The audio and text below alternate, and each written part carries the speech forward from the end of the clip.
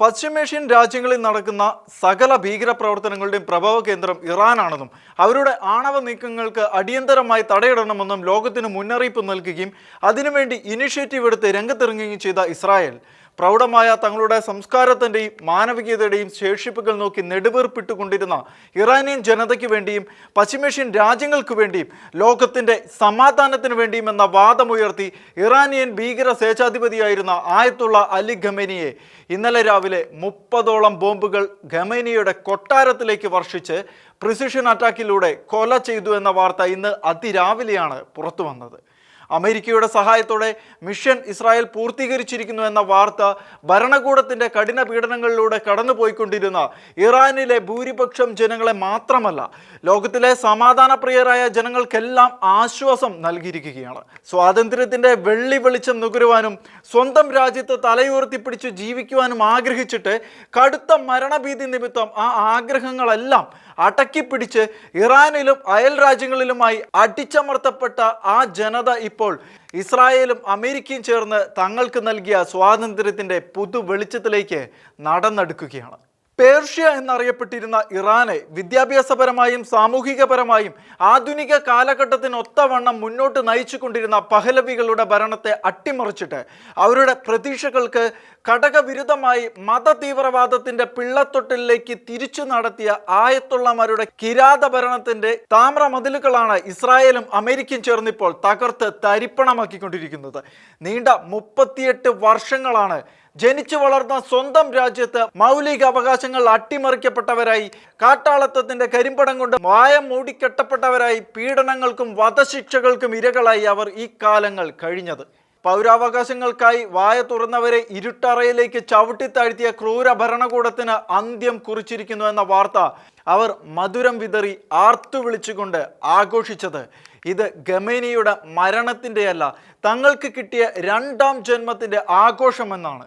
1988 ആയത്തുള്ള റുഹുള്ള Khomeini എന്ന സ്വേച്ഛാധിപതി ഇറാന്റെ ഭരണത്തെ പഹലവികളിൽ നിന്നും അട്ടിമറിച്ചെടുത്തതിനു ശേഷം പേർഷ്യയുടെ പ്രൗഢമായ സംസ്കാരത്തെ മുഴുവനും അട്ടിമറിച്ചുകൊണ്ട് ആ ജനങ്ങളുടെ മേൽ ചുമത്തിയ അതിക്രൂരതയുടെ നുഖത്തെക്കുറിച്ച് ആംനസ്റ്റി ഇന്റർനാഷണൽ പുറത്തുവിട്ട റിപ്പോർട്ടുകൾ ആരെയും നടുക്കിക്കളയുന്നതാണ്.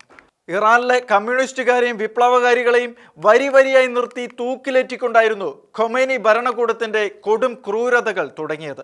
പള്ളിക്കൂടത്തിൽ പോകുവാനും പഠിച്ച് വലിയ ആളാകുവാനും കൊതിച്ച പെൺകുട്ടികളെയും മെച്ചപ്പെട്ട ജീവിതവും കലാകായിക പുരോഗതികളും ജീവിത സ്വാതന്ത്ര്യവും ഒക്കെ സ്വപ്നം കണ്ട യുവാക്കളെയും കിരാത ഭരണത്തിന്റെ തോക്കിൻ മുനകളിൽ നിർത്തി കറുത്ത തിരശ്ശീലയ്ക്കപ്പുറത്തേക്ക് അയച്ച ഭരണമായിരുന്നു പിന്നീട് അവിടെ നടന്നത്.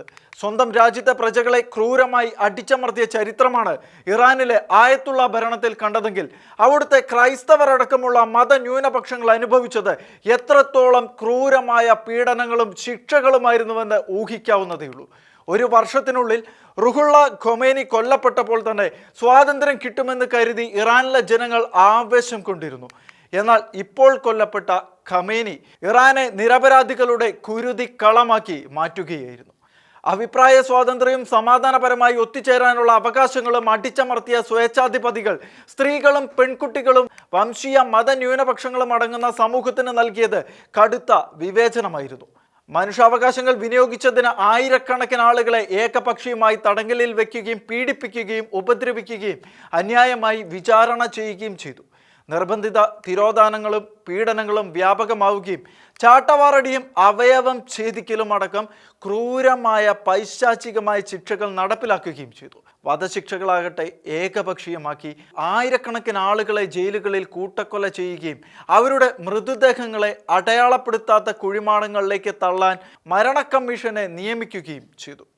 ഈ ക്രൂരത കണ്ടിട്ടാണ് ലോകം അയാളെ ടെഹ്റാനിലെ കശാപ്പുകാരൻ എന്ന് വിളിച്ചത്. മനുഷ്യാവകാശ കൗൺസിലിനും മാധ്യമങ്ങൾക്കും സ്വതന്ത്ര ഐക്യരാഷ്ട്ര സഭാ വിദഗ്ധർക്കും അന്താരാഷ്ട്ര മനുഷ്യാവകാശ നിരീക്ഷകർക്കും ഇറാനിലേക്കുള്ള പ്രവേശനം പൂർണ്ണമായും നിഷേധിച്ചിരുന്നു. നിർബന്ധിത മൂടുപട നിയമങ്ങൾ ലംഘിച്ച സ്ത്രീകളെ ക്രൂരമായി കൊന്നുതള്ളി. തട്ടം തലയിൽ നിന്ന് അല്പം മാറിക്കിടക്കുന്നതിന് മക്സ അമീനി എന്ന +2 വിദ്യാർത്ഥിനിയെ മത പോലീസിനെ ഉപയോഗിച്ച് ചവിട്ടിക്കൊന്നു. അതിൽ പ്രതിഷേധിച്ച് തട്ടവും തലമുടിയും മുറിച്ചെടുത്ത് തീയിലിട്ട് കത്തിച്ച ഇറാനിലെ കുട്ടികളും സ്ത്രീകളും അടങ്ങുന്ന പ്രതിഷേധക്കാരിൽ 500-ലധികം പേരെ ക്രൂരമായി വെടിവെച്ച് കൊല്ലുകയും ചെയ്തു.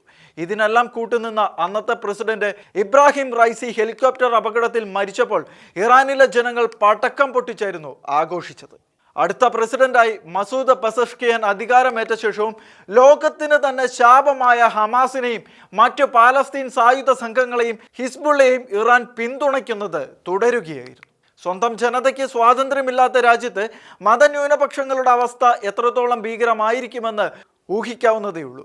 ബഹായികൾ, ക്രിസ്ത്യാനികൾ, ഗൊനാബാദി ഡെർവിഷുകൾ, ജൂതന്മാർ, സുന്നി മുസ്ലിമുകൾ, യാരസർ ഉൾപ്പെടെയുള്ള ന്യൂനപക്ഷങ്ങൾ, മതന്യൂനപക്ഷങ്ങൾ, വിദ്യാഭ്യാസം, തൊഴിൽ, കുട്ടികളെ ദത്തെടുക്കൽ, രാഷ്ട്രീയ, ഓഫീസ്, ആരാധനാലയങ്ങൾ എന്നിവയുൾപ്പെടെയുള്ള നിയമത്തിലും പ്രയോഗത്തിലും അനുഭവിക്കേണ്ടി വന്നത് കടുത്ത വിവേചനമായിരുന്നു. ഇവരുടെ വിശ്വാസം അവകാശപ്പെടുന്നതിനോ ആചരിക്കുന്നതിനോ വേണ്ടി അധികാരികൾ ഏകപക്ഷീയമായ തടങ്കലിനും അന്യായമായ പ്രോസിക്യൂഷനും പീഡനത്തിനും മാത്രമല്ല അങ്ങേയറ്റം മോശമായ പെരുമാറ്റത്തിനും വിധേയരാക്കിയിരുന്നു.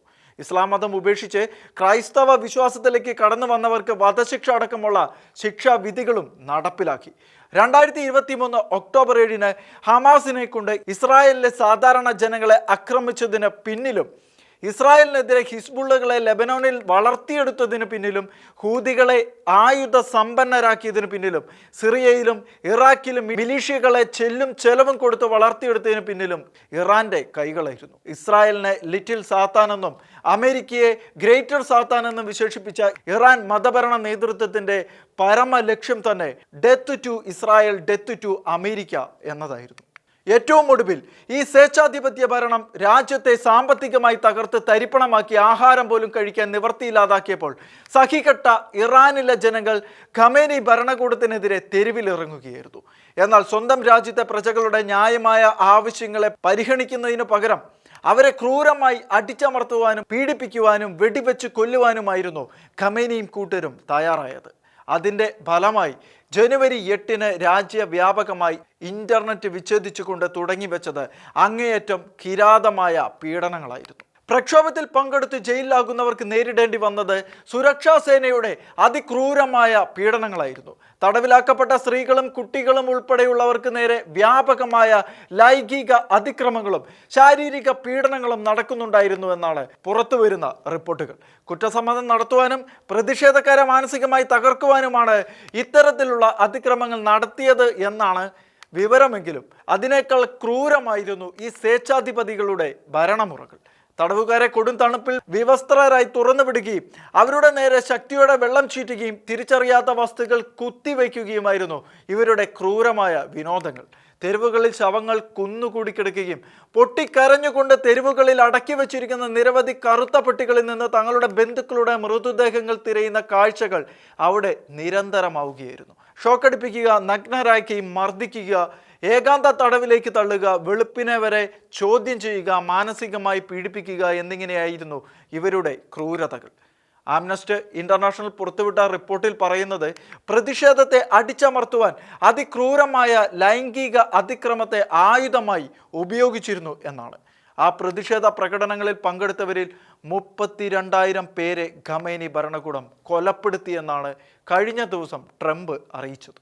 ജയിലിൽ അടച്ചവരിൽ ചിലരെ ഒരാഴ്ചയ്ക്കുള്ളിൽ തന്നെ വിചാരണ പൂർത്തിയാക്കി അടുത്ത ദിവസം തന്നെ പരസ്യ വധശിക്ഷയ്ക്ക് വിധേയമാക്കി ജനത്തെ ഭയപ്പെടുത്തി ഭരിക്കുവാനുള്ള തീരുമാനം കൈക്കൊണ്ടതോടെയാണ് ട്രംപിന്റെ ഉഗ്രശാസനം വന്നത്. അതോടെ വധശിക്ഷകൾ തൽക്കാലത്തേക്ക് മാറ്റിവെക്കുകയായിരുന്നു ഇറാനിൽ.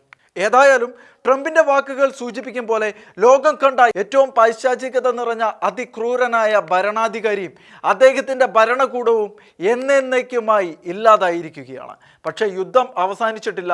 ആക്രമണങ്ങളും പ്രത്യാക്രമണങ്ങളും തുടരുകയാണ്. യുദ്ധം വ്യാപിക്കാതെ എത്രയും പെട്ടെന്ന് അവസാനിക്കുന്നതിനും സമാധാനം പുലരുന്നതിനും വേണ്ടി നമുക്ക് പ്രാർത്ഥിക്കാം.